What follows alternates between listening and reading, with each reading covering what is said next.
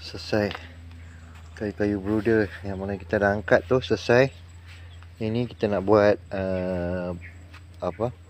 balkoni.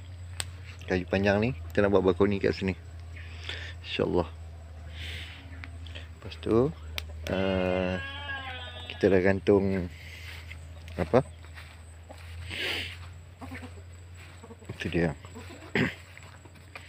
untuk kubis purple kita tu, dengan sayur-sayuran, jagung dah, ubi dah naik tu, dia kita dah gantung tu. Nampak tak? Tinggal 2 lagi, kita nak cari tali lah. Nanti baru kita start bertanah tali test lah ni. Kita try lah. Alhamdulillah. Nampak tak? Oh nice. Ni kita try tadi. Ni ada 2. Tu jagung. Nanti kita buat benda yang sama macam ni, tapi kita buat besar sikit macam brooder tu. Kita kambuh kat tepi susun bagi cantik lah. 4 jalan kaki tu semua. Ubi pun dah naik lah tu. Ubi dah naik. Capai kita semai.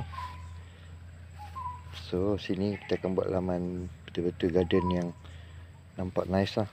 Ni nanti dah naik. Kobis ni lawa lah, kan?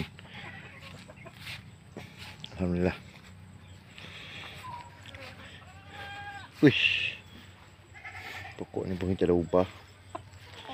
Banyak perubahan ni. Pokok yang kita ubah apa semua. So brooder asap nanti tak lepas pula.